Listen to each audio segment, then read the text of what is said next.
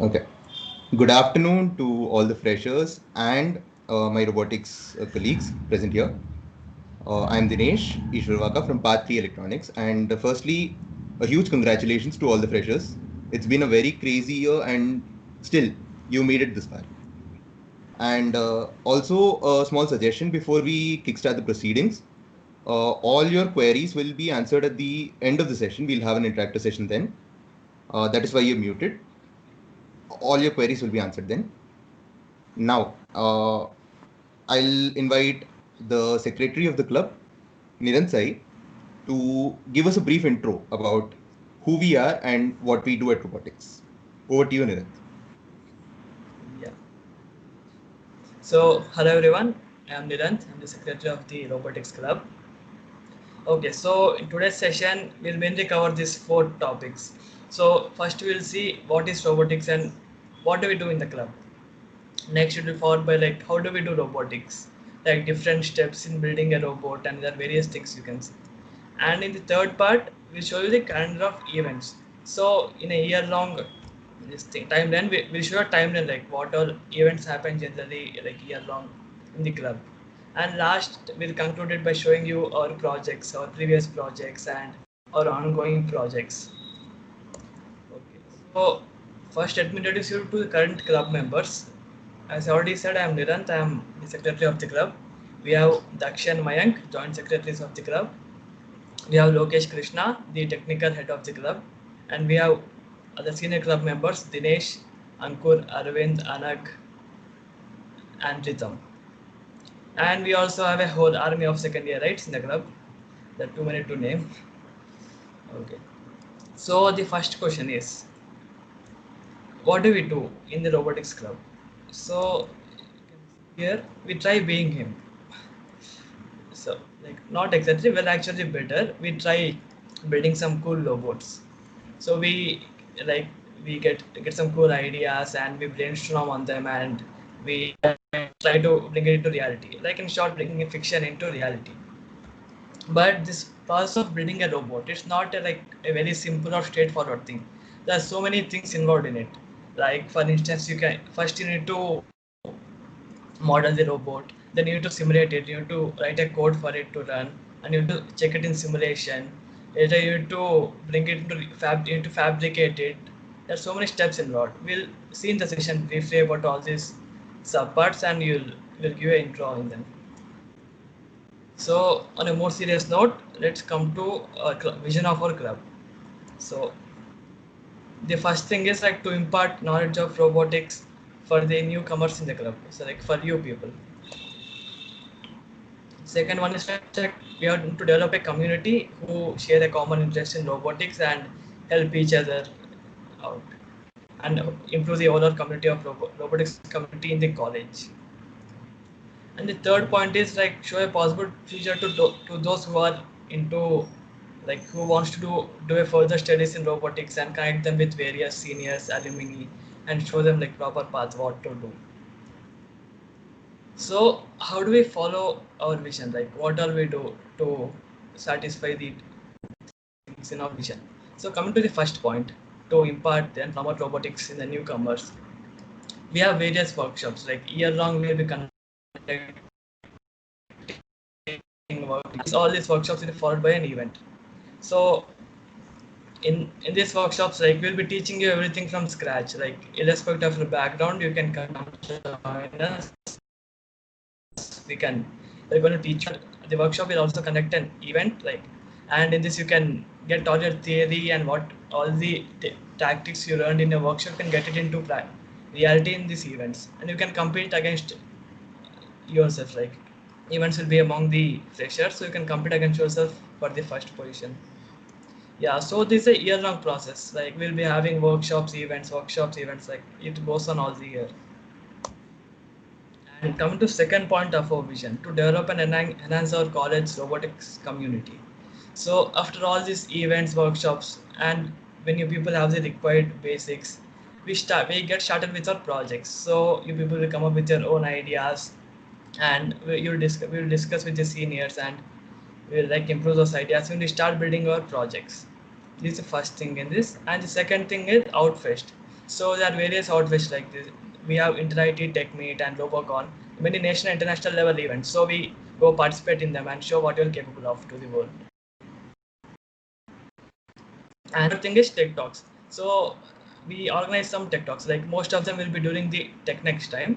TechNext is a technical fest of our institute. So you'll see some prominent, famous guest speakers here in TechNext. And other than that we also have some frequent talks by seniors in the club. So for a more technical intro in what a robot is, Lokesh is here to explain. Yeah. Over to you, Hi. Lokesh. Hope I'm audible. Yeah, you are clear. Yeah. Okay. So earlier, actually, Niran, just me give you a heads up. I think there was a little breaking in your voice. Maybe try switching off the video. So if the same problem exists with me, feel free to interfere and then just give me a heads up. So hey guys. So I'm Lokesh from Pathi Electronics, the tech head of robotics club. So out here, let's ask the obvious question first. So robotics club deals with robot, right? So it's very obvious. But if we dwell more into a question, every one of us have an exposure to a robot in some form or the other. Like every one of us, irrespective of whether we know it technically, theoretically, we know what a robot is. So when you ask the question, what is a robot? So this is what pops up in Google. So this doesn't look much of a fun. So we removed in robotics lab, we removed this definition, and this is how we define. So you get in and you we give you a captcha test, and let's say you fail it 3 times, then you're a robot. So it's kind of like that. So this looks more fun. So out here in robotics club, we break the conventions of all the theoretical way of doing it. We do it the most unconventional way. We go about learning whatever we like and we excel in it. So as I said earlier, this definition of a robot is not at all quite fun. So what is fun is, yeah, Niran, next. So these are some robots that you will be familiar with, but definitely these are not the robots that we are dealing with. So out here we have Transformers, that can transform, and there is Bender from Futurama, which can bend, and there is Terminator, which can kill and save people, and at the end we have Rajinikanth robot, which clearly defies all form of laws of physics that you will be aware of, right? So this is what the pop culture gives you. So all these robots are, for some reason, shown or represented with some superpowers. But to be honest, real world robots are far more cooler. The next slide, please, Mira. In the sense, these robots are much more realistic, they're more conservative. At the same time, they have this immense capability. So this is kind of a sneak peek into the world of robots that is currently existing. So out here, you can see a robot doing backflip. That's from MIT. That's called as Mini Cheetah. And then we have a robot fish. So robots can swim, robots can do backflip, robots can dance, robots can do fist bump, and robots can climb stairs. And out here, you can see a robot that's doing a very cool, moonwalk out in your left. So that's Spot Mini from Bosch Dynamics. And finally, we have Atlas, a robot that took the entire internet by a haze. So it was the first time a robot was able to do a backflip. So all these are the cool robots that are existing, and basically what I'm trying to show here is but through robots only creativity is your limit. So these are the synthetic and artificial incarnations that are hugely inspired from natural beings. But as I said, these beings are just supernatural in the sense it's all about your creativity. The next slide, please. So if we get into a more formal definition and get going, so there are a few fundamental aspects of robotics, or to be more clear, every robot will have these parts in it. So the first is the hardware development. So by hardware, what we mean is the physical body. So we first try to design it, we try to optimize it, and we try to build these parts, assemble it. That's too much fun. So generally, a mechanical, people who are interested in the mechanical assembly and stuff get into these parts. And there is next we have the software, next we have the robot control out there in the right. So this is basically the mathematics of the model you build. So anyone can build a physical body, but you should mathematically represent it for your program to understand, right? So these are the next level to hardware, which underlies all these constraints and capabilities and represents in a mathematical way, and basically deals as an interface between your software and hardware. So that's robot control. And out in the right bottom, you can see planning and perception. So what we mean by planning and perception, this is the next level of autonomy. So up until robot control, it is kind of more mechanical. So it's more dealing with the hardware. But that's not all about robotics. So there is this huge segment called as autonomy. So you need to make everything's autonomous. So out here you can see a very beautiful picture of a quadruped robot, right? So that's able to map the world and navigate on its own. So there is a very cool GIF out here that is able to show mapping in self-driving car. So self-driving car is kind of a reality now. So Tesla is working and Waymo is working. There are a lot of huge companies that are uh, actively working. So all this relies on this planning and perception part of robots. That's the highest level of autonomy, right? And then finally, blending all this is the software component, which you can see in the left bottom part. So the software development and interfacing, that's very crucial. So basically, you build all the software that interlinks all of it and makes everything possible. So this is a very high level representation of what's happening in robotics. Now I would call upon Raghav to start up with all these things in a much more deeper way and get things started with. Over to you, Raghav. Yeah. I'm not able to take control of the slides, so I'll just instruct Indran Bhaiya to change the slides. Okay. Yeah, Sure. sure, man. Okay. So yeah, a very good definition by Lokesh Bhaiya about of a robot. But if we break down to the very basics of a robot, is then a robot can be called any automatically operated machine that replaces human effort. So in order to replace human efforts, a robot must have a structure and a body along with its brain that enables it to work autonomously. And all these components form the hardware and electronics of the robot. So, a robot is a link between cyber and physical worlds. It is a device that converts the fraction of codes or electrical signals into physical activity that helps it to achieve tasks in real world. And in order to interact with the physical world, a robot needs hardware. Without it, a robot is nothing. It's just a fragment of your imagination. It's just an idea. It doesn't matter how fascinating ideas you have coded, how revolutionary algorithms you can make. They'll be of no use if you don't have the suited hardware to execute them and turn them into reality. So that's how we begin our presentation with the hardware part. So now, having known how crucial a robot's hardware is, let's take a look at the robot's architecture. What are the basic components that form the structure of a robot? So, different components of a robot interact with the world around it in a loop manner. Firstly, there are sensors. These are responsible for the perception of the robot. These include sensors that can act as a cyber substitute for your eyes, skin, etc., and even sense things that humans are incapable of sensing, like precise temperatures or infrared lights, and many more things. These provide the information about the world to the brain of the robot, which is a microcontroller. It acts as a brain of the robot that takes an input from the sensors and decides what to do with the actuators. Then the actuators form the moving part of the robot that help it interact with the environment and change the world around it. And then the changes in the world are again perceived by the sensor, and the loop goes on and on and on. Now let us take a closer look at each of the major components discussed here. First comes the brain, the microcontroller, turning code into reality since the dawn of robotics. A microcontroller is an entire computer on a chip. For example, most of you would be familiar with different parts of the computer: processor, RAM, ROM, input output units. It is all of them combined on a small single chip. It stores the code that tells your robot how to act and interact with the world around it. It takes all the major decisions for the robot, and you can code it according to your needs. Now, the some common type of microcontrollers are, first of all, it is Arduino Uno, which is most user-friendly type of microcontroller, and the first thing you'll work on as you step into robotics. That was the first thing most of us would have worked on when we started working on robotics. And then there is 8051 family. It is just like Arduino, but it's just more of a professional thing. It offers more control to you, more control to the user. Now, then there are ARM-based microcontrollers. These are very, very powerful microcontrollers. Everyone nowadays have smartphones, and each of the smartphone that exists on Earth today operates on ARM-based microcontrollers. Then there is Raspberry Pi. It is not exactly a microcontroller, but a single board computer that you can say that can interact with the hardware of a robot. It is more powerful, and devices like these are getting more and more common in high utility robots nowadays. You'll find more of these instead of conventional microcontrollers like 8051 family or ARM based microcontrollers. Now let's come to the sensors, device that convert the environment into bits.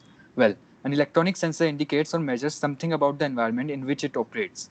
These convert the world around the robot into electrical signals for the robot to understand, just as your senses fire neuron signals to your brain. There's a wide variety of sensors that are used in robotics, which can range from very general sensors like cameras to very, very sensitive sensors.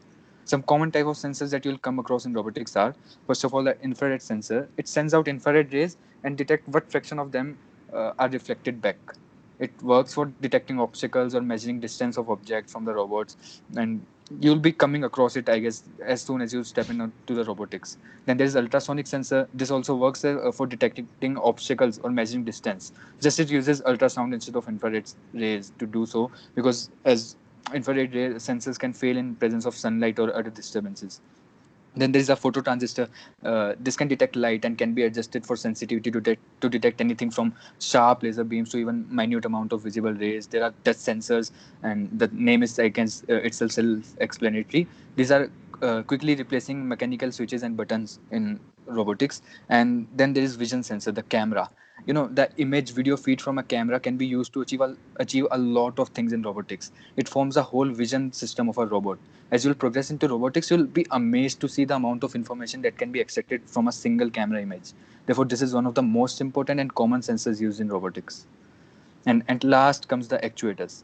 Well, turning robots into terminators. What is the difference between a laptop lying all day on your bench and a robot? Well, the major difference is that the robot can move and manipulate the environment around it. And the actuators make it possible. These are the parts responsible for the movement of the robot. These convert electrical signals and energy into kinetic energy. Now, the name actuators may sound fancy, but all you all must be familiar with the most common type of actuators. First is the DC motor. It converts electrical energy into torque. Your first robot car will most definitely use it to move around. Then there is servo. This can replicate a joint arm, adjust the angle of rotation according to the input given. Then there is stepper motor. It's just like a DC motor, just a lot more precise. The movement can be controlled with a lot more precision. Then there are linear actuators. These are like, if you can imagine an expanding arm of Rajnikant robot or any robot, then yeah, this is just that, an expanding arm. And then there is a solenoid actuator. It consists of an electrical coil woven around a cylindrical tube. And as soon as the current passes through the coil, the tube jumps up and stays there. One of its uses can be to lift up of your robot or anything like that. Now, at last, I would like to conclude this part by saying that the hardware is unpredictable and a lot more awesome than you think. Well, when you write a code and run it, it'll do the same thing every time, no matter how many times you run it. But when you run a hardware, it will perform differently every single time. The hardware can malfunction, error can creep in, it may not work as you expect it to work, and so on. But they say a predictable future is already the past, so a predictable future is not so fun. So having the capability to design your hardware to manage errors and unpredictability that may creep in is itself a very thrilling experience. Even operating your first robot car's wheels with the help of the code you have written and making it immune to sensor errors and measurements will be one of the most fascinating experience for you. And I hope we'll get back to the campus soon and work on some really exciting robots and their hardware together. Meanwhile, robots are a lot more than just hardware, and there is a vast ocean of things to do even while you are at home. So, to brief you more about robotics, I would like to invite Somnath. Yeah, a warm welcome to all. I believe everyone here till now would have Lokesh Bhaiya and Raghav would have explained you robot in a nutshell. I would like to explain a robot in a PowerShell. PowerShell is similar to command prompt or terminal that you would have used, and how we do it is through softwares that is called simulators. I'll like to explain more about simulators in the next slide. Yeah. So, what is a simulator? A simulator is a piece of software which tries to imitate a realistic scenario. Here you can see a robot on your right, which you can see all the forces, all the joint angles, and everything visualized in a way that is more helpful for us. And basically, what a simulator is a physics solving machine. Robotics is basically trying to solve physics in a real world solution. In a real world solution. Now, why would we need this? Is this on the screen, Bhaiya? Yeah, I'm able to see a gray box. Yeah, Nirant, it should just not. one Just a second. minute. Yeah, now it's clear. Yeah. Continue, Somnath. Yeah. So basically, now this simulator helps you in a lot of ways to predict a lot of things in a real world scenario, predicting before the thing happens. Would we really need this? So for which I would like to go to the next slide. So you can see a bot on your left which is falling. Now, why does it fall? You ask. It's very simple. Algorithms or machine doesn't make the error. We humans write wrong code. We human write wrong algorithm to make it work, make it fall. So even one shot or one blow or one beating on the robot costs lakhs and lakhs of rupees for the research group or the company that is. So we can't afford such a thing. But in simulator, if it just gone, you just have to press the reset button and it respawns for you. So that ease of usage is the real thing that we try to aim here. And by doing it, you can test your algorithm pre-hand. You can get what are the things that could go wrong in the environment. As you can see in the previous slide, that you can see all the vectors, all the forces, and everything, how your algorithm goes about doing it. So this really helps you a lot in designing the whole robot. Now you don't really have beginner's luck in it, because beginner's luck just helps you in very small cases of scenario. Now I did explain you that going from a real world solution to a simulator gives you a lot of benefits, but at the end of the day we do have to implement it in a real world solution. So on the left you can see it's the same bot on the right, but inside a simulator. Oh, fine, there is no actuators or anything because you can simulate all of those. Now take it to the right. It's not that simple of a task. Let's say you want actuators, that is the motors. You have to put in real motors, you have to have a brain, you have to have sensors like camera sensors, IMU, and so on. You have to have brains like Raspberry Pi and Arduino, how Raghav had explained. But even with all of this, is it that simple to go there? It's not. There are a lot of hardware limitations. Simulator give you the creamy layer of what you could expect. They the All the values that you get out of sensors are not really true. They are a lot of time messy. They are a lot of time noisy, and all these contribute to the gap, the simulation gap, the real world to simulation gap, which is to be shortened, and more iterations of simulator try to shrink it, but it's really difficult.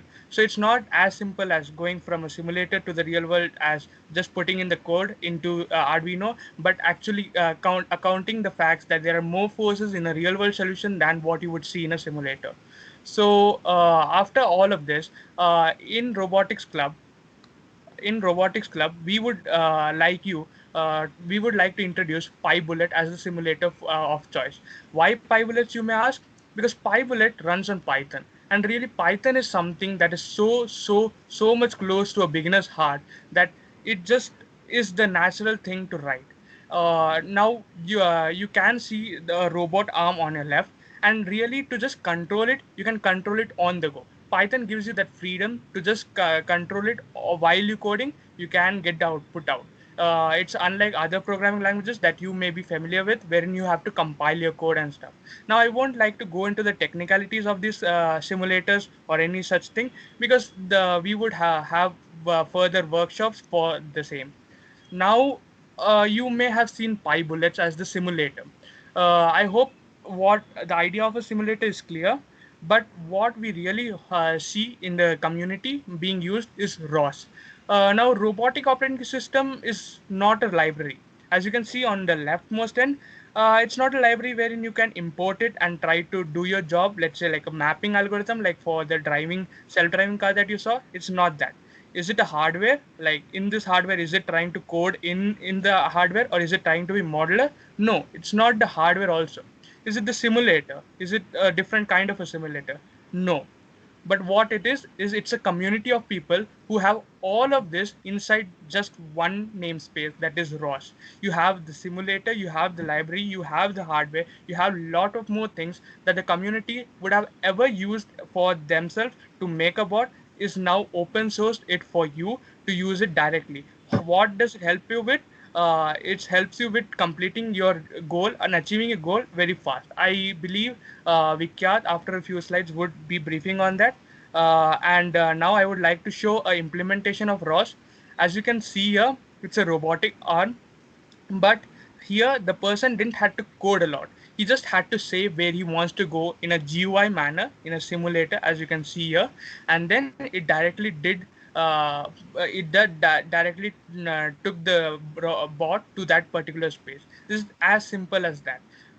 ROS helps you do it very easily, very quickly, and you just have to relax and do the part that you have to do. You don't have to focus on all the parts, which you will see that is the case in a lot of our projects. Thank you. This is all from my side. Now I would like to call Surabhit on how to design all these robots in the simulator.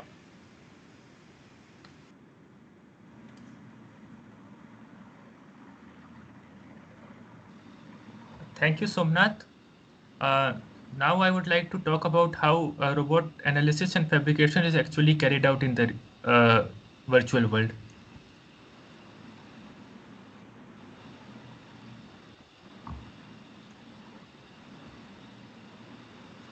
So before we get down to actually simulating and designing the robot, it is imperative of you to ask why we do it in the first place.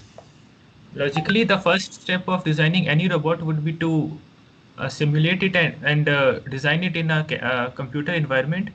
This is exactly the part where the robot starts taking a physical shape, and it goes from your mind into a physical form on your computer screen that you can see and actually play with and tweak in the process. It is easier to fix faults in the designing stage rather than when you have built the actual hardware, because when you find a fault in your actual hardware, more often than not, you will have to rebuild the entire component. You will waste your time, your effort, and you will also have to wait for your turn on equipment that you do not own. You will find yourself queuing outside the workshop for your turn on the machines. Various types of faults like stress, fatigue. Fatigue is a type of stress that you will learn in your first year, and thermal faults where one part overheats and starts to malfunction, and many more other kinds of faults can be detected if you simulate your robot before you actually build it. Now, the model of the robot that you build might be mathematical. A mathematical model is exactly what it sounds like. You use mathematics and physics to figure out whether or not a given thing is possible, and if it is possible, what is the most optimum path of achieving it. Or your model might be physical, as you will see in the next slide. Mathematical modeling is usually done with software such as MATLAB and Simulink. Simulink and MATLAB are not only meant for mathematical modeling, these are some of the most powerful softwares that you will use throughout your 4 years of engineering, irrespective of your branch. And SolidWorks and CATIA are physical modeling softwares that we will discuss.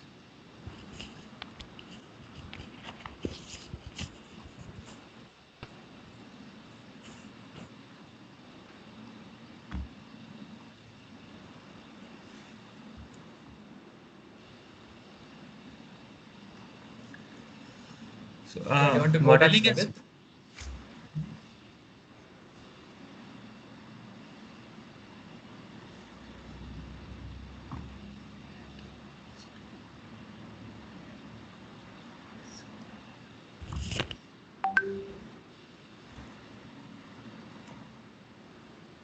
Yeah, sir. Do you want to go back or what do you want? Yes, but yeah, there is some lag in my system. Can you control it? Yeah, which Now side this do you side. want? This second side, yeah, modeling and simulation, small and heavy bots. Yeah, it's currently in that slide. I think you can continue talking. Yeah. Okay. So the process of modeling and simulation is pretty much the same for all sizes of bots, be it a very small and precise bot or a large industrial or a heavy duty bot. On the left side, you can see a robot which looks like a foil paper. This is actually a surgical bot which is inserted in your body as a foil paper, and when it reaches its intended destination, it can transform into its walking form and do whatever it is programmed to do. So for such a tiny and fragile robot, it is important for us to know. It is very easy for the robot to tear itself apart because it is a little more than a foil paper. So so we have to simulate it and analyze the stresses on the robot to make sure that it does not crumple itself or tear itself apart. Below this, you can see industrial robots in a car factory. These robots are supposed to lift and weld tons of metals 24 hours a day, 7 days a week. So they have to function the 24 hours without any fault. So on the right side, you can see a thermal analysis being conducted about the robot to make sure that none of the parts of the robot overheat and cause a malfunction and cause the stoppage of the production line, which would lead to a massive loss of productivity for the factory.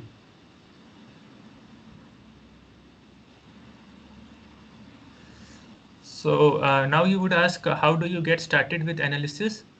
The first step before you get started with analysis is to actually build your robot in a computer-aided design environment. On the bottom, in the middle bottom, you can see a robot that we built in SolidWorks. Before you can build a robot in SolidWorks, you have to first you have to go about building each of the individual components, like the wheels, the motors, the servos, the plates. It is a lot like playing with Lego bricks. The only difference is that you have to build your own customized bricks. When you have all the individual components, you put them together into an integrated assembly, and you would define other things that you want to, like the constraints, the mates, and everything like that.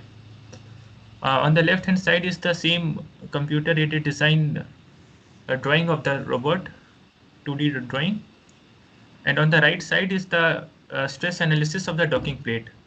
The most critical part of this robot was the docking plate, which would encounter the most stress. So here you can see how the hook is deforming under an applied load. I had to exaggerate the load by a factor of 5 to achieve this deformation, but you get the idea. So the software that only piece of software you will ever need for analysis and modeling is SolidWorks. But SolidWorks is not the only software out there. In fact, far from it. There are many more advanced softwares than CATIA, but you don't really need to get into it unless you are doing some critical task where 98% accuracy won't make the cut and you have to make it 99.9%. Like on the right, you can see analysis being done in CATIA. SolidWorks covers almost all the aspects of computer-aided engineering, be it designing, be it simulation, be it 3D printing, be it generating the most efficient path for your tool to work upon the robot so you spend least amount of time in the workshop.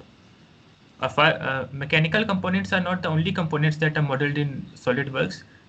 You can even model electronic components, the motors, the electrical wiring, and all sorts of stuffs.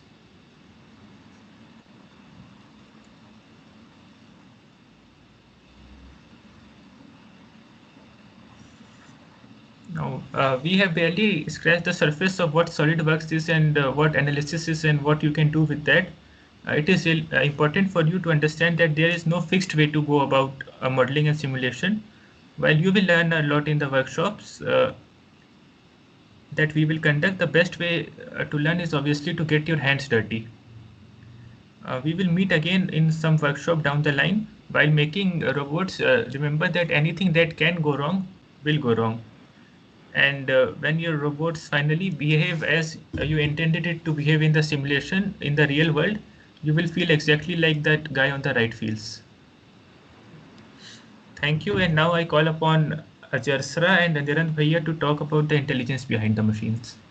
Yeah. So before that, thanks a lot, Surabhit. So Surabhit, Somnath, and Raghav, whatever they discussed now is exactly the fundamentals of getting started with robotics. So before we get into the next segment, which will be machine intelligence, I see a lot of enthusiasm in the chat bot. That's really great. So that's what we want for you people to be a integral part of the club. But however, for now, just try focusing on the fact that something is being taught and something is being presented. Just put your entire focus on that and preserve your questions for the last. And just there was a very interesting questions about whether we make such cool robots or how to do this from home. All this will be answered in the interactive session. And most of your questions will be self-answered by just the future slides, the slides that are coming up, right? So just keep them up. So on that note, the next segment is machine intelligence. So basically, what the people are trying to present now is what we work out here in robotics lab. It's not the general theory in robotics or the general other conventions or stuff. No, it's entirely what we work out here.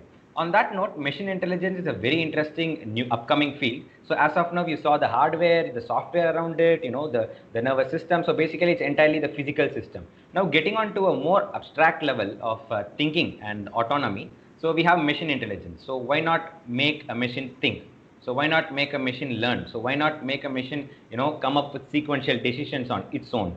So this is perhaps the highest level of autonomy that we deal here, and we have some really cool projects out here in our club, which will be shown earlier. So now I just shown later. So now I just call upon Antara to brief you about this, and yeah, over to you, Antara. Bhaiya, I think there's some issue with the control part. If Nirant Bhaiya could continue switching the slides. Yeah, Sure. Antara, I'm doing. Okay, so hi everybody. So today I'll be briefing you all about machine intelligence and how deep learning is implemented into robotics. So talking about machine intelligence, the very first term that we are introduced to is machine learning. So what is machine learning? It is defined as a field of study that gives computers the ability to learn without being explicitly being programmed. So we have artificial intelligence, which is very well known as AI, which is a superset referring to the mimicking of the intelligence or behavioral pattern of humans or any living being. And machine learning is a subset of artificial intelligence. Deep learning is further a subfield of machine learning concerned with algorithms inspired by the structure and function of the brain called artificial neural networks. So I'll be discussing about artificial neural networks in the next slide. So every one of us are familiar with biological neurons, and you can also see an illustration on your left corner. So a biological neuron mainly consists of three components. The three components are dendrites, nucleus, and axon, where dendrites are the input section of a biological neuron and axon is the output section of a biological neuron. An artificial neuron, also called a perceptron, is a copy of a biological neuron through mathematics. The basic function of a biological neuron is to get variety of input signals, and those input signals enter the nucleus where some complex calculations take place and we get an output through the axon. Now, we can replace these biological units with mathematical ones in a perceptron model, where we have inputs as the data points. The nucleus will consist of a mathematical function and perform a functionality and give an output y. However, we would want to adjust some parameters for the artificial neuron to learn something. For this reason, we also introduce some weights and biases.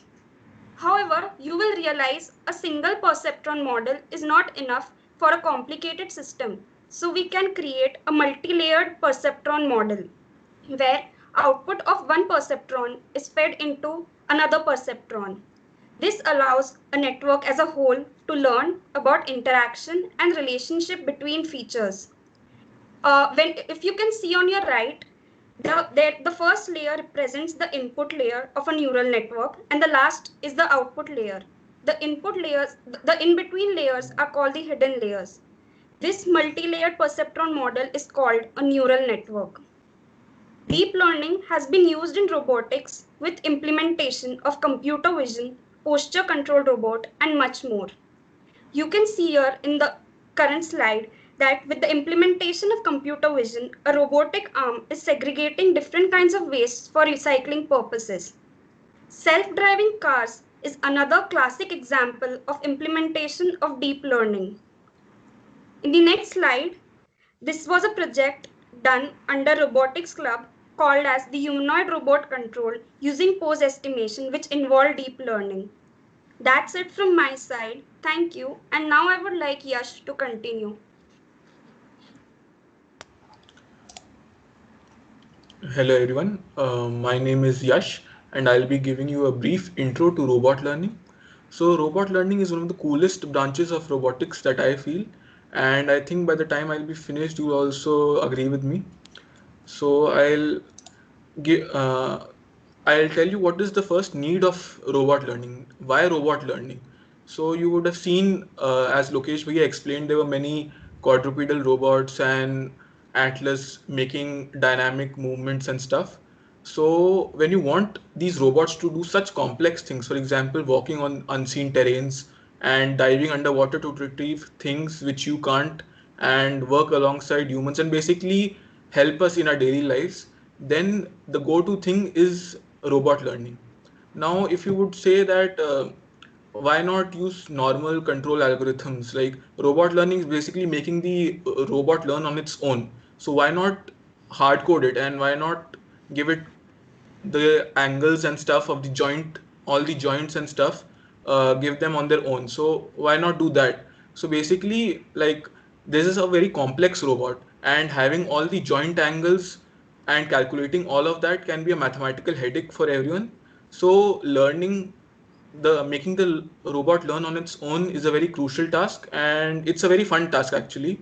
So, and this is, for example, in research settings, for example, this animal robot. And if we move on to industrial settings, robot learning is also present there. And here we can see an industrial robot like a robotic arm. This is a Baxter arm which is able to multitask. So robot learning is present in both research as well as industrial settings, and yeah, it can be used to do pretty cool stuff. So moving on, what exactly is robot learning? Robot learning is basically finding a method to accomplish those tasks which I just said, like to accomplish those complex tasks. And what is the best method? So the best method is trial and error. So why do we say that? Because we want the robot to learn on its own. And for the robot to learn on its own, it needs to try out several different actions and come up with the best action so that it can accomplish that task. You can see here that there are many robots trying out different things, and once they try out these different things, over time they find a best optimal method to accomplish that task, and finally they are able to accomplish. So moving on, the main concept between on which robot learning is based is trial and error. So you can see here there's an infant who's trying to walk. So whenever an infant starts walking, it tries out different methods to walk, right? And obviously initially it will fail, and it will not get good rewards, right? Like it will fall obviously, and rewards won't be that good. But slowly and slowly it will start understanding how exactly should it walk, right? So that is the same concept of robot learning. And as you can see here on the right, here the robot is initially not able to climb over the wall, but slowly when he tries, he finds out the best optimal method to climb over the wall. Now I'll tell you how exactly robot learning works and what is the framework of robot learning. So if you can see here in the image, there is a brain and there is an earth. The earth is the world which the robot sees, and the brain actually is the decision maker in the robot. In robot learning terminology, we call it the agent. Now the agent takes some action, and this is trial and error. So basically it tries out some random action, and that action affects our world. Now the world returns an observation which the agent can see, that what was the result of its action, what new thing happened in the world, and what is the reward, that is how good that was, it a good action, and was I able to accomplish my task, or was I closer to accomplish my task, or was I very bad in accomplishing that task and got a negative reward. So this is basically our robot learning framework, and this is a loop basically. So it continues and continues till we get a good optimal method, and this is basically trial and error. And what should be our goal? Like what should the agent try to do in order to get the optimal method to accomplish that task? It is basically to maximize the total reward. That is, whatever reward it gets over time, it should try to maximize the whole reward, right? And if it gets a higher reward, it has a better and optimal method to accomplish that task. Moving on, I'll show some cool applications about how robot learning can be used. So here you can see there's a robot called Animal. and it is able to walk and on unseen terrains as well, and it is able to get up on its own. And on the right you can see this is basically a self-balancing robot which is able to learn on its own how to balance itself through trial and error. So I'll just play the video.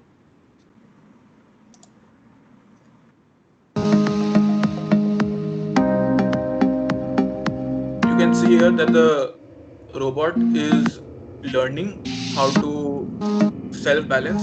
Initially it is failing, but yeah, after some time it will be able to learn.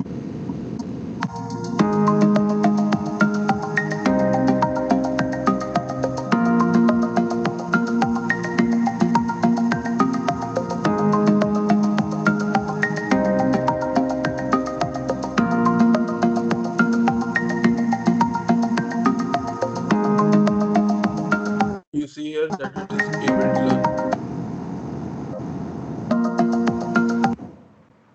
So yeah, that was the self-balancing robot which was able to learn on its own to balance, and basically it did so through trial and error, and that is what robot learning is.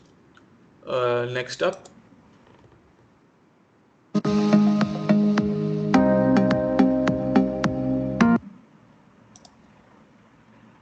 So here we have the quadrupedal robot. It's called Animal, and basically it walks on unseen terrains and very challenging terrains as such.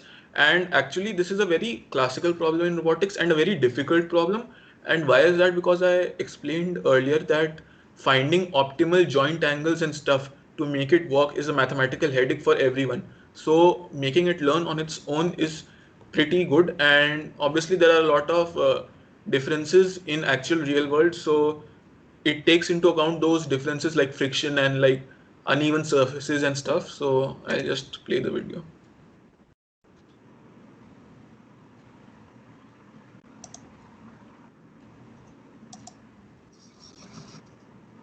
So here you can see that this is a quadrupedal robot which is moving on unseen terrains, and these are very challenging terrains. You can see very uneven surfaces, and yeah, watery surfaces. These would be slippery very much. So through robot learning, you can it's related to this. So yeah, and this is basically on rocky mountainous areas.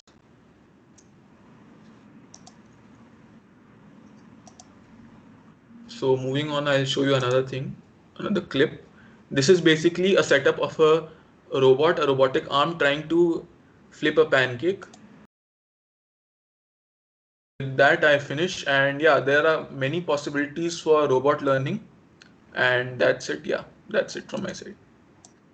Yeah, so that's great. So that's basically machine intelligence, people. So what we are trying to show out here is like robots are, though we make them, actually we don't have the enhanced understanding of these robots to classically make it program it or write the mathematics and make it a fully deterministic system. By deterministic, what I mean is whatever you want it to do, it will do. So it's really tough to model. And one of the significant video clips that Yash was showing here was the red color robot walking. So the robot is named Animal. Actually it was performing that feat blindly. So by blindly, what I mean, it has no eyes, it has no perception, there is no camera on board. By just the sheer robustness of it, so just you guys imagine, you can imagine just walking blindfold. So how will you do it? So basically there is this proprioceptive senses, your foot senses. So you try to estimate the terrain with your feet, right? That's how what you do blind walking. So that's the exact thing that they were able to achieve through the potential of machine intelligence.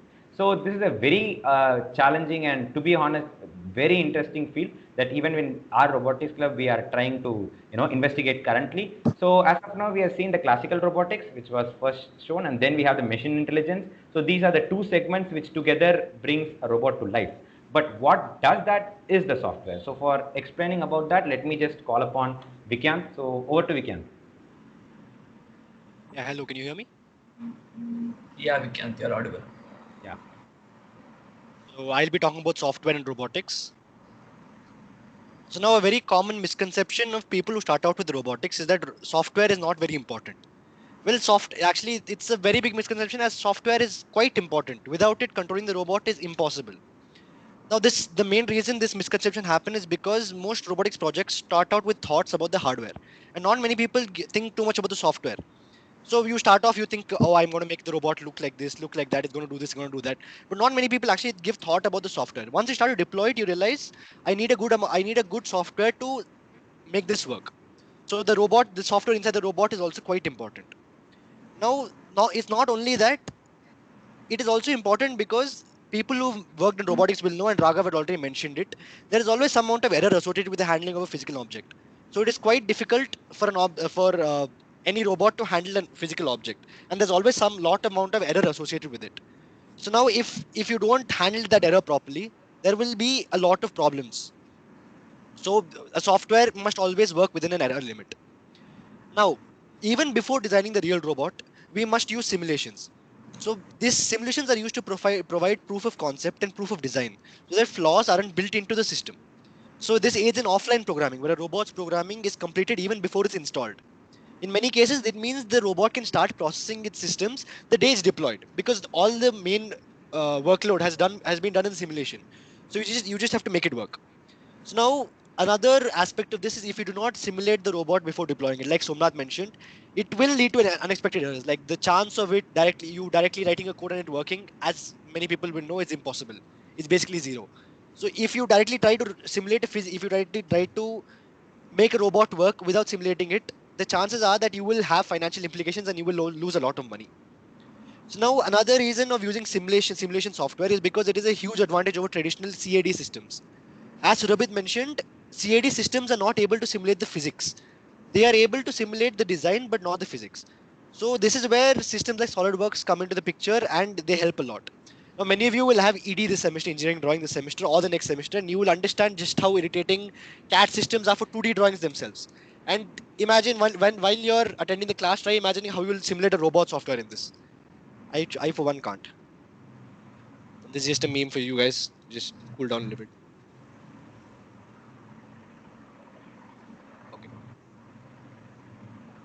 So now let's talk about open source software in general. Now, open source software is software with source code that anyone can inspect, modify, or enhance. So this can be contrasted with proprietary software like MS Office or Windows, which only the original authors, that is Microsoft, can legally inspect, copy, or alter. So now you can use open source software to build proprietary software, like how that a feature that is exploited by huge companies like Apple and Google when they built iOS and Android. So these were built on top of Linux. So now why should we use open source software? So the 5 points are displayed here. You have a huge amount of control, as you know exactly what it is. You can inspect the source code. You know exactly what to expect from the thing. Many of you who've used Windows will know that if you find any problem, you'll probably have to go to 10-15 forums and then see this, and finally you won't find the solution. But Linux as a system is not like that. So you know exactly what to expect, and there's a huge amount of control involved. Trainings. Now, suppose I am developing a system which is quite similar to another system. What if it's a proprietary system? Then I have no way to take hints from there. Like if I want to take the best parts of that system and abstract on it. Now, if I'm using if the system on which I'm developing on is a proprietary system, I will have no ways of actually getting a source of inspiration, I would say. So for open source software, that is not the case. Anybody can see the source code and anybody can study it. So studying is another very important part. Security. Now, security is actually quite important, as open source software, as it is freely available, anybody can inspect it. So if anybody can inspect it, anybody can point out flaws in the system, and that will actually help the community to grow. The last part is obviously community. Now, this I think is the best part about open source software. It isn't just a fan base like you have for other systems or other games or such. It is people who produce, test, use, promote, and ultimately love the software. They use. So all these people are what I would say. They are the people. They are literally the people. Open source software is the most democratic type of software you will ever find. Now let's talk more about open source software in robotics. Now, as everybody knows, robotics is a massive field. You can see the number of softwares which have been name dropped right now. It itself is a huge number. I myself don't remember half of them. So now many people will be working on diverse types of problems at the same time. So it is a massive waste of energy and efficiency. The same work is done again and again. Suppose I do a work and another person and Somnath has to do the same work again. It's a waste of energy and waste of efficiency. And I have my own set of skills. He has his own set of skills. So it is quite difficult if we don't collaborate with each other. So that is where the community comes in again. Each person contributes according to their ability, and the whole community benefits. He can benefit from my software, and I can benefit from his software. Basically, as far as possible, outsource to open source. That is a mantra which you should follow. Now here are a few of the softwares. ROS, Arduino, and Pybullet have been explained by Raghav and Somnath. Gazebo is another free open source 3D simulator. It offers the ability to accurately and efficiently simulate proportions of robots, not a single robot, proportions of robots in many different environments. Now the last one I think is the one which I am most interested in, the OpenAI Gym. So this is I think what revolutionized open source reinforcement learning, or what has now been referred to as robotics learning in this presentation. Up to this point, robotic learning used to be a monopoly of big companies who could afford it. And it was very difficult for a newbie like you and me to actually make the way into this field. But OpenAI Gym actually helped a lot in this aspect, simply because they provided the dynamics of the environment. So you do not have to worry about this looks like this looks like that. You don't have to worry about the environment. That is all done for you. You only have to worry about the implementation of your algorithm. So that helps a lot. And even all these state of the art. Now, state of the art is one word which you will hear a lot, and you will come to love and hate for reasons you will get to know very soon. So even these state of the art companies, even they use these very environments. So these environments have become benchmarks for testing out reinforcement learning algorithms. So now this is a very nice meme. And if you don't understand this, you should probably reevaluate your life choices and watch all the Star Wars movies again.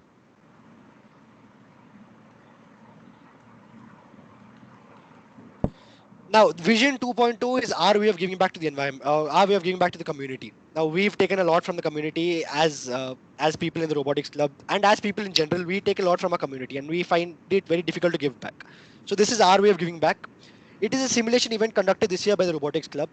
Normally, as you can see on the right, it would be an offline event like this. But since this year we couldn't conduct an offline event, we shifted the event online. And it was a much bigger success than we anticipated, because normally you would expect online semester this, that, difficult, that. But it was a huge success, and that is a testament to the hard work that we as a robotics club have put in.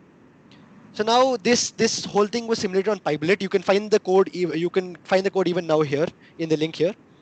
So once you learn Pybullet, you can actually try it out yourself. It's open for everyone. Anybody can see it. You can try it out yourself, and you can see if you can beat the scores of your seniors. Your seniors have participated a lot on this, and you can try beating their scores. And in the chat, there were also a lot of people raising concerns about how you will do stuff during an online semester.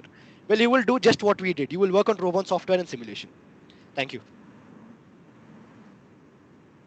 Yeah, so that was a great, insights, had a good amount of insights into robot software.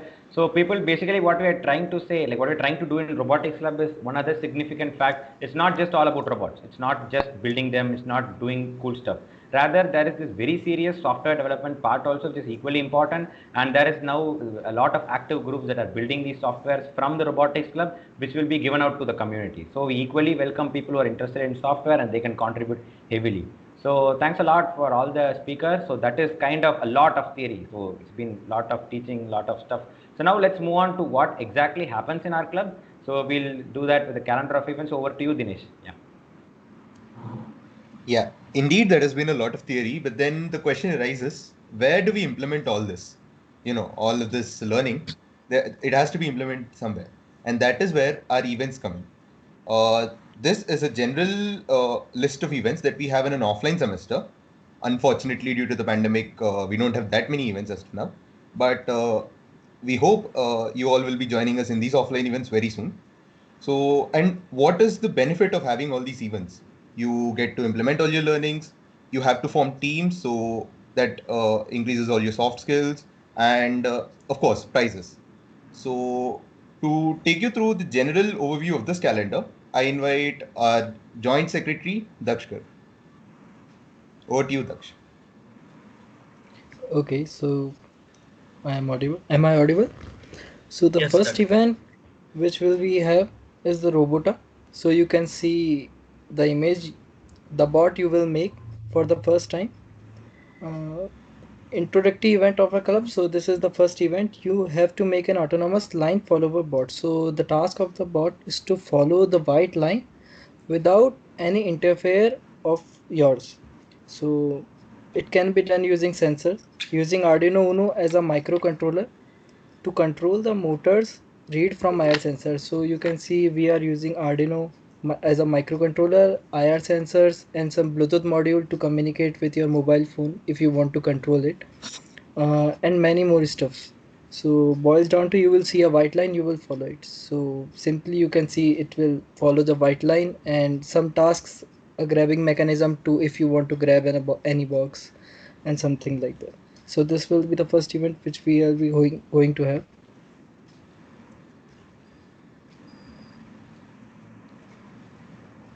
Hello, this is Mayank Chakravarti. I'm the joint secretary of the club. So Daksh has already. Am I audible? Yeah. Yes, Yeah, ma'am. yeah. Yeah. So Daksh has already talked about Robota. So that was the first event of our club. Now Vision is the second event, you could say. We have just introduced it the previous year. So what you did in Robota was it was not so complex. It was the if your floor is you realize two things, like if your floor is white or black, you work on that. Okay, that's where your algorithm comes in. But in this vision, we take things to a next level. We actually use cameras.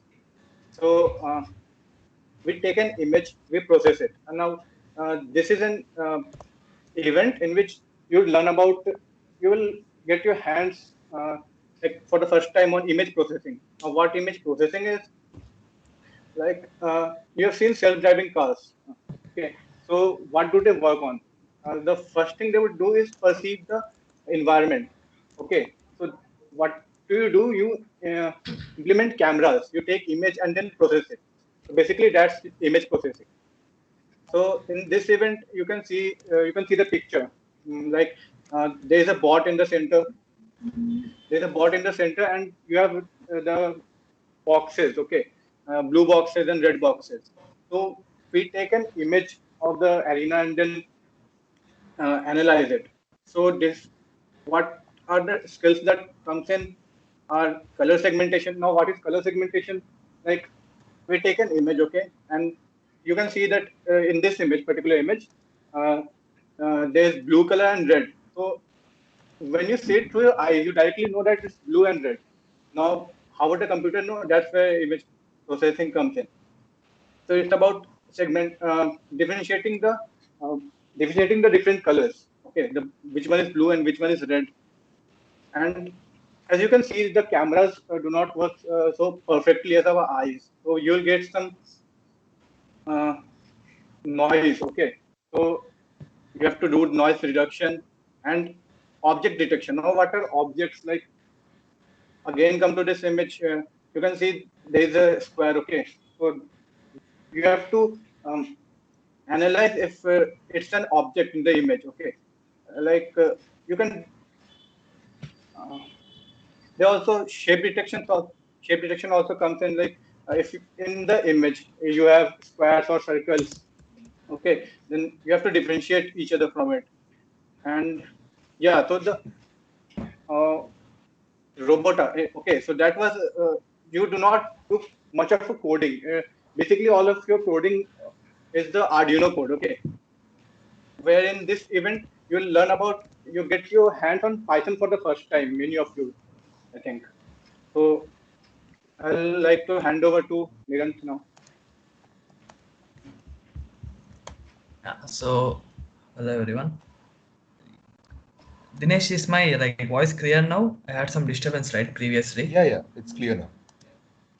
Yeah, okay. So we have this interactive tech meet every year. So generally we have it in December generally. After this both of our events, we are going according to our general timeline, offline timeline. So in this interactive tech meet, like there are some students from all the IITs, they come together at a place, and there are some various events, and we participate in them and we fight for the championship. So in every year interactive tech meet, there is a event for robotics. So and it's a high prep event. So this event will be having around 20 or 30% weightage for the overall championship. Yeah, so this is like one of the important things in our club or in our event list. And it will be a like whole lot different experience. You'll get to go and stay in a different IIT for a few days. You'll meet many different kinds of people. You'll enjoy this. But for this, you need to like perform good in all the events, and you should keep interacting with the seniors to get a chance in this. Yeah, so be active in the club. Participate. Over to you, Dinesh. Yeah. Thank you, Neeraj. Now we these are the events of our club. These are the events organized by our club. But then we also have Technics, which is our annual techno management festival of the institute. And even there, robotics plays a huge role. We have some very huge events going on, actually four of them. And now to take you through all these four events, which come under the umbrella RoboNext, I call upon Rhythm. Hey, I am audible. Am I audible? Yeah. Yeah. So hi guys, I'm Rhythm, Part 3 Electronics. So first event is the Pixelate, and Pixelate is the flagship event of Technics. And this is the event you should definitely participate in during the technical fest.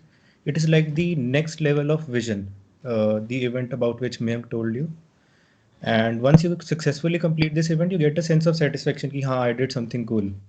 Okay, so you will get to learn and apply all the major image processing techniques and computer vision techniques in this event as well, the one Mayank told about. And we will be holding workshops before this event as well, so don't worry, you will be taught everything. And you also get to apply very important graph algorithms about which you may already know or definitely will learn about later. And this is the extension to the vision event. The additional thing is the graph algorithms you'll learn about. So, and this is the arena you will have to work on, and this is the event of the last year. So yeah. So the next event in RoboNext is Maze Explorer. So in this Maze Explorer, you're gonna build a like super fast line follower. So even in Robota, you made a line follower, but it is like kind of hard coded. You just like make it more left, right, on depending on the sensor readings. But in this, you apply a algorithm known as PID. So this PID is like one of the most important basic algorithms in robotics. So you like get to implement it in a robot, and it's also a highly competitive event. Like there'll be teams from all over India, from many universities, and yeah, you need to compete with them and win in this. Over to you, Dinesh. Yeah. Then getting to our third event in RoboNext is Hurdle Mania. This is kind of a back to basics event where you build robots using DP-DT switches. But the simple part ends there itself, because you have to model your bots to be durable and flexible as well, because they have to face a very crazy obstacle course, which consists of ramps and gravel paths and seesaws and nets and lots more. And imagine this, in a general offline semester, in a very crowded arena, you get to race your bots 1v1 on a obstacle course. And that is really a very fun part to either watch or to participate. And let's hope we get your participation soon. We get to have Technics very soon. Then over to you, Daksh. Okay, so this is the last event under the RoboNext, and the name and picture says it all. This is the most craziest event, RoboWars. You have a bot, opponent have a bot, both fight. The bot which win will goes to the next round. So you can see the largest crowd which gather around to see this event is this. So the competition is pretty fierce, and so should you be bought. So this is this is the fun event. You can see that. Yeah. So am I audible again, Niran? Just to Yes. Yeah. Oh. So that's great. So as of now, we got through the calendar, right? So basically this will be the phase of your participation in the robotics club, where you would have participated in enough workshops, you would have all the technical basics, and then you know, you would have participated in good enough events. It will be really crazy, and you would have had all the basics of your robotics done and dusted, right? So what to do then? So perhaps that even, you know, ends the journey. You might feel that that's where the journey ends, but to be honest, what to do then? So the answer is, yeah, Naren, next. Well, this is not exactly the answer, which is to eat, sleep, Netflix, and chill, which you can definitely do. But a more serious answer is that you are exactly now ready to do some moonshot projects. So by what I mean by moonshot project, what I exactly mean by projects for that is, yeah, Naren, the next slide, please. So the answer for this question, what exactly are projects, or you know, for to just define the word moonshot projects, it's going to be sleepless night, cups of coffee, tons of code, pages of report. Well, it's just a nerve-wracking journey. So basically, where you get your dreams, you get your, you know, inspiration, you get your scribblings from whiteboard, and you move it directly into working manifestation. So those are going to be the projects that you're going to be undertaking in our club with the guidance, technical guidance of your seniors. So that's how it works. So over to the next slide. So yeah, so instead of, you know, telling you more about what projects are or what is happening in the club, I would like you to take you through the journey of a project. So basically, this was the last project that we were able to complete before getting offline due to the pandemic. So this is Gerbot, and you know, there is a kind of some technical points put forth, but it can just go over your head now. It's not required for now. I just said this is a really cool robot that we built. And there were few questions on whether we make robots of that league, which we showed, like Boston Dynamics or stuff. Definitely not. It's not. But our robots are way more cooler in the sense it's cost efficient, because we don't have lakhs of funding or crores of funding, but we still able to do, you know, things like this. So which I'll be showing you shortly. So every project begins in this manner, where you first dream, get inspired, you see somewhere, you come up with an idea, you scribble, right? So you get, and then you go to the whiteboard. So you find a team who are equally inspired as you in that, and then, you know, you draw, scribble a lot, you know, you debate, you brainstorm, and then from that, you know, very visualization, it gets into a practical design. And then, as all of your, you know, immediate seniors explain now, you code and simulate it. So you take a physics solver, and you know, you put your model into it and see how it's performing, and you know, move it. But up until then, this is not much of fun. This is more like, you know, working in an abstract level. But when it really gets fun is in the next slide. So when you get to build it. So this is why the best part of being in one of the IITs, or to be honest, in our campus. So out here you can see, so in the left side, I'm kind of making one. So this is the Technical Activity Center of SNTC. So which is being shared equally by all the clubs. So you get access to all these tools and stuff, and you know, you build everything from scratch. So out there, from making, cutting this, you know, bending this, doing all the manufacturing process that you would have ever heard of, and then moving on to these 3D printers. 3D printers are real cool. So you imagine something, you make a CAD, and then voila, you have it. So that's 3D printing, and then you etch your boards, you can make your boards. So the electronics, which was covered by Raghavar previously, so all that you get to make, and then you model. So out here at the right extreme corner, you can see the picture of a leg. So we were able to fabricate a leg with all this. And then quickly we were able to move on to build the actual robot, which you can see on the top. So out here, many of you might have a question, what this robot is all about. It's not exactly a humanoid robot. It does not possess a body or anything. It's just 2 legs, and it can walk. So that's exactly what we are heading towards, right?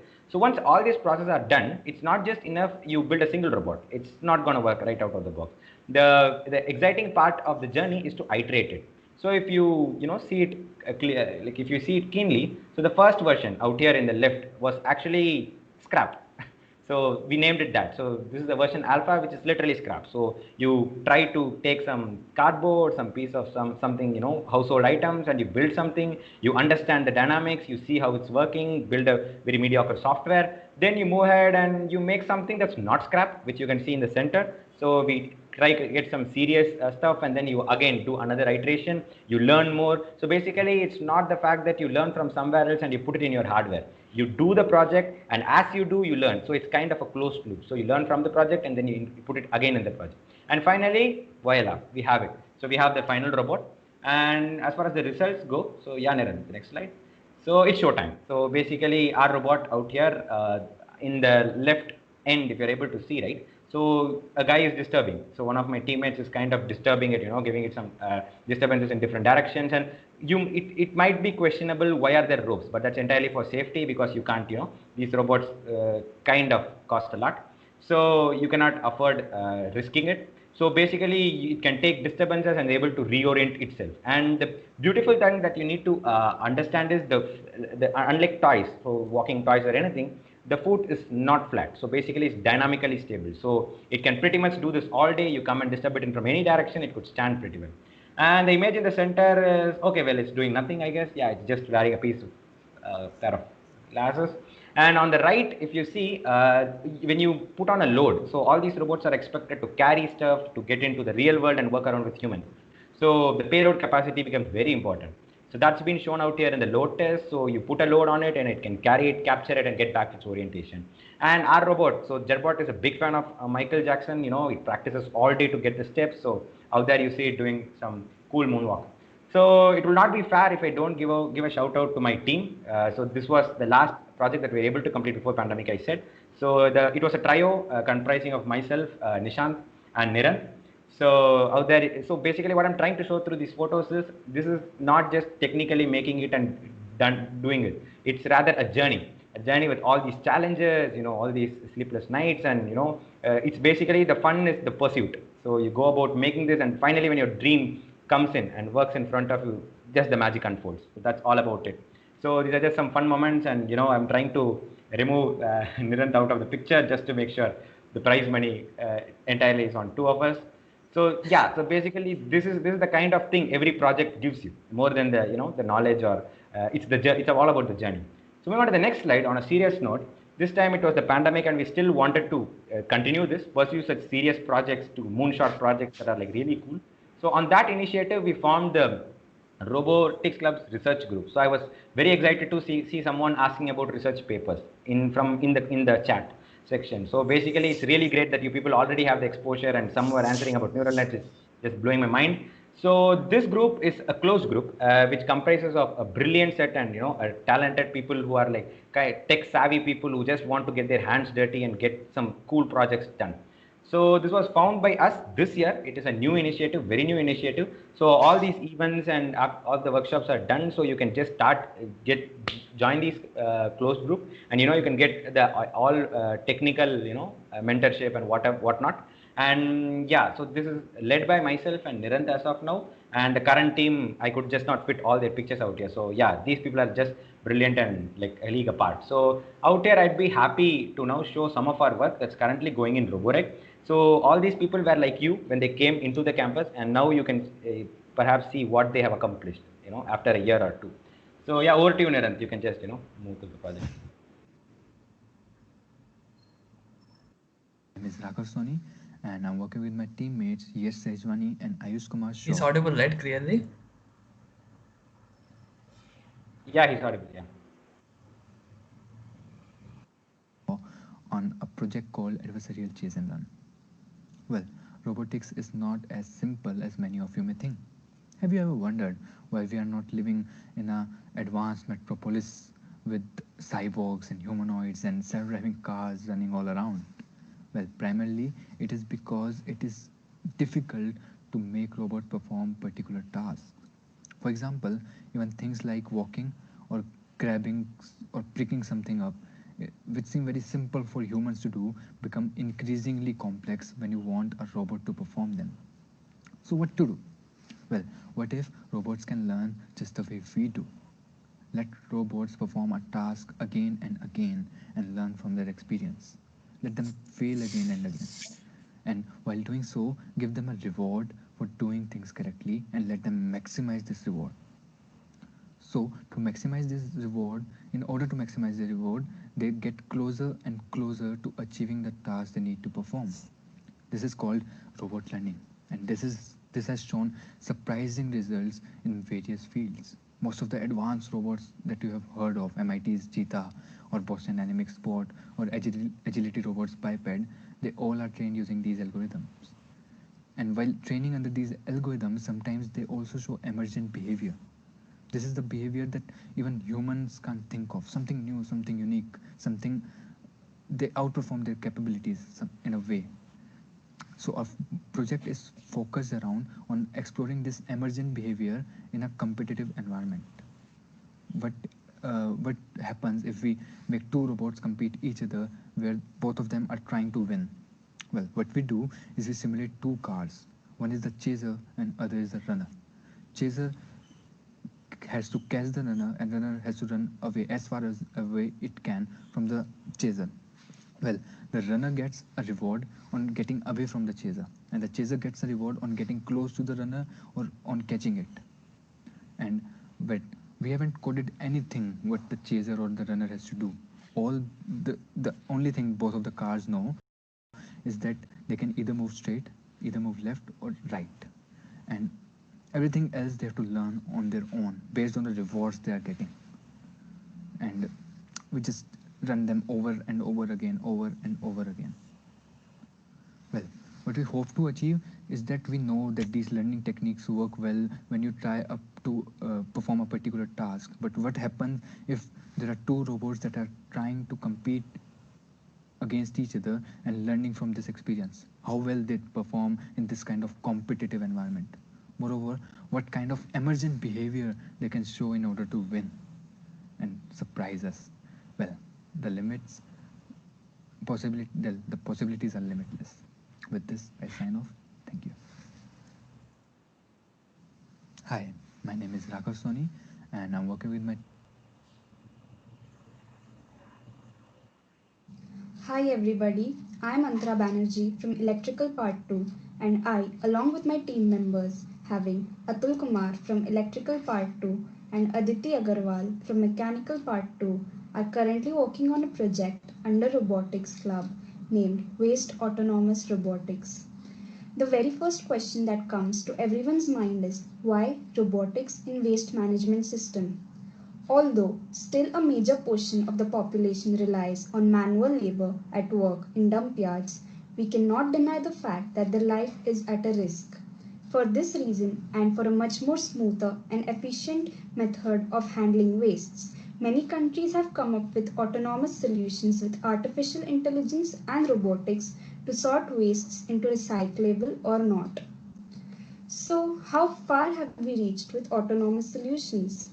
Waste Robotics, a Canada based company, has employed techniques of computer vision and deep learning algorithms to enable smaller, more precise, safer, and more profitable waste recycling facilities. Although MIT had a different solution, it created a robot that could distinguish paper, plastic, and metal with the employment of pressure sensors, stating that computer vision alone will not be able to solve the problem of giving machines human-like perception. For identifying different plastic, infrared spectroscopy is being used. This is because the light absorption spectroscopy of plastics has been found to be in the range of 300 to 3000 nanometers. However, any of the methods that I have mentioned have drawbacks in the terms of being inefficient methods or being way too expensive. For this reason, we as a team are keen on working and improving the perception system involved in the autonomous functioning of the recycling system. As of now, we would be aiming to sort and classify 5 different types of plastics for different purposes of recycling. Our basic plan of action includes we would be segregating our project into 2 phases. The first would be a DL model, which would be used for image-based classification on different plastics based on their application. It's more of a rejection-based approach where we would be rejecting options of plastic types based on the given application. However, everybody knows that image-based application is not just sufficient for an accurate result, as one application may involve more than one type of plastic. It is here where we would implement our second DL model, which will be based on sensory data. For now, we have 2 sensors, infrared sensor to measure reflection and physical robotic arm FSR to measure rigidity. Extracting these features and creating a data set of sensory parameters, we are ready to train our model based on both vision and haptic technology and have an efficient solution for waste management. Thank you. Hi everybody. Hello guys, Vikhyat here from Electronics Engineering Part 2. I will be talking about the project Autonomous Parking. Working on this along with me are Rajastra, Prince and Amarjeet, all from Electronics Engineering Part 2. The primary aim of our project is to autonomously and smoothly park multiple cars at the same time without any sort of collisions between them. We aim to achieve this using the currently popular concept of reinforcement learning. There are quite a few reasons as to why we do not go for traditional pathfinding methods. As many of them are technical, I shall not go into most of them here. But suffice it to say that we wish to build a truly intelligent system, that is as far as possible. And classical algorithms, without a multitude of modifications, do not really fit the bill for such tasks. Another reason not to use classical algorithms is that we plan to introduce stochasticity into the environment. Now, this is probably a new term for most of you. Introducing stochasticity implies increasing the randomness of the system. We plan to do this by adding pedestrians and other obstacles and see how the algorithms react to such changes. We will also use deep learning, a popular branch of machine learning, which has also already probably been talked about by Antara and Ayush, and image processing to automatically detect empty parking slots and also to gauge the speed and position of the cars and obstacles, which may be correlated along with the speed and position shown by individual vehicles themselves for more accuracy. Such a system can also account for and handle problems with greater ease and will combine the benefits of a processing power of a machine and the intelligence of a human to deal with sticky situations which may arise. As we aim to park multiple cars, our work goes into the domain of multi-agent reinforcement learning, which causes another plethora of problems to deal with, like high computational power. The environment itself will be constrained and will have its own walls and boundaries, as we have no necessity for an open world environment. For those with even an inkling of an idea of how RL works, I would say that we plan on giving negative rewards for collisions and positive rewards with decreasing distance to goal. And the observation space for the car will be the distance from the parking slot and the orientation of the car relative to the parking slot. Negative rewards tend to punish the agent, discouraging a particular action, while positive reinforcement encourages the agent to do that particular action. This is not very dissimilar to how you and I work in the real world. All this can basically be distilled down into a single statement. We wish to find the optimal path for a car to park. The rest are just add-ons to make our life more difficult. But do not worry if most of this talk went over your head. This is precisely why we're asking you to join our club, so that you can dive into the world of robotics and you can see stuff like this, with a technical tinge that makes it so much sweeter. Also, the GIF you just saw is just a sneak peek into our initial work. Picture abhi baki hai mere dosto. Hope to see you all in large numbers for all our future events. Thank you. Hello guys, Vikhyat here from Electronics Engineering Part 2. Hi, myself Mainak Samanta. Our project is Simultaneous Multitasking Agent. In this project, there is a robot who is trying to do multiple tasks using just one single image.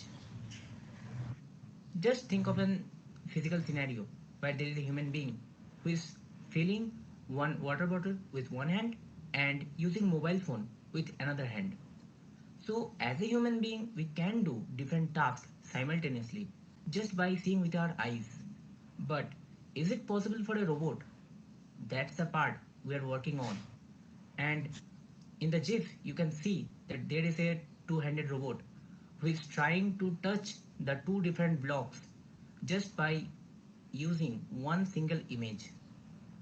So actually, the robot is taking the image, processing it, and getting the two block positions from the image and moving its hands accordingly and observing the results. Like this, it's learning to touch the two different blocks. But simultaneous multitasking agent should not be limited to just touching two blocks. So there are so many tasks which we have to do simultaneously. So we are also exploring those tasks that if they can be done by this robot, and we are getting some good results.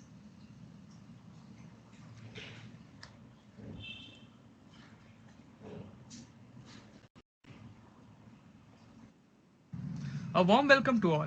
I'm Somnath, Electrical Part 2, and I'm here to explain you my project, that is the modular board with Swarm Intelligence. So let me get to the point. I believe a lot of you are not familiar with the modular board. So let me introduce you to Symbrion to my left. This is a modular board designed with collaboration of lot of institutes, and my aim is to design a same under our institute. So my first primitive step was to design a simulation in a 2D world which you can see to the left of the slide, wherein I've implemented all the SWAMP algorithms and the communication algorithms that we would need to sketch the same in a 3D world. So the next step was to design an indigenous board which is not just cost effective but also has all the features that we would need to replicate Symbrion in a 3D world. So the next output that I would like you to see is the background of the slide, wherein I have implemented a SWAMP algorithm wherein the bots tries to go to the black box, but let me mind you, they don't have an eye and they just rely on the communication between each other to reach the point, and they don't even have the positions of themselves or the box. Now, this is just the phase 1 of my project. In the phase 2, I want to implement a full-fledged 3D simulation of docking mechanism of my bot such that it could replicate Symbrion in a 3D world. Thank you, and I believe you found this intriguing. Yeah. So just before more next segment, so that is team RoboReg, by the way, people. So this is a dedicated group who are like, continuously working irrespective of the pandemic. We don't care at all. So we have all these results, cool simulation results, like most of them shared. So if we get back to the campus, fortunately, we'll be, realizing all of these robots in reality, in hardware. So not just that, it's not just we work on these projects, turning dreams into reality, but we also show the outside world what we are capable of. So to discuss upon that, let me just call upon Ayush Kumar out here. Yeah, Ayush. So hello everyone, am I audible to you? Yes, Ayush, you are. So I'm Ayush from second year, and the Flipkart Grid Challenge is basically an annual robotics competition that is organized by Flipkart. And this year, the second edition of this challenge was hosted, and it witnessed a huge participation of over 6,000 students from all over the country. And after 3 rigorous rounds, now it's down to the top 9 teams into the national finale. So we are among the top 3 teams from all over India in the intelligent picking PS. So let me now just brief you about the PS. Hello Bhaiya, I am having some difficulties with switching the slides, so can you do it? Yeah, sure, man. Yeah, so basically, as the name suggests, intelligent picking. You can see on your left a conventional robotic arm that picks up objects autonomously from one tray and puts it into another. But in our case, it was a very much different PS in the sense that our working space was enormous. So it was a 4 meter cross 2 meter arena, so you can just imagine how big it was, and such a robotic arm would be highly uneconomical in this situation. So we came up with a completely novel design, which you can see to your right, and it is capable of doing exactly the same task but is much more cost efficient. So that's about the hardware. Now coming to the software pipeline. Next slide. Yeah, so our software pipeline consists of basically 2 machine learning models working together to give us the best possible way to grab an object. So on your left, you can see an object detection model, which we use images from an overhead camera to detect all the objects lying in the pick area, and then we take a closer image of each of those objects and you feed it in a grasp prediction model, which you can see on your right, and you can see that it's pretty immune to changing orientations and movements of the objects and gives us the best possible like optimal point for grasping the object along with the orientation of the grabber. So next slide. So here you can see our robot in action. On the left, it is grabbing an object, while on the right, we are using suction. So basically, we used a combination of a parallel plate gripper and suction, because you can think in a warehouse, there can be a variety of objects ranging from all shapes, sizes, and they can be present in all kinds of orientations. So to handle all the situations, it would be best to use a combination, of the two, and we used our score from a model to decide when to grasp an object and when to go for suction. So this is how we got to the finale, and so the national finale will be happening in January, and we are looking forward to it. So all I would say to you is that you get to explore your real self when life becomes more challenging. So just because we are in an online SEM and we are not at the campus, this doesn't restrict us from doing what we can, because we also started with this challenge in July when the pandemic was going on, and now here we are. So be sure to join the community and you will get to learn a lot. So with this, now I'll hand it over to Dinesh Bhaiya.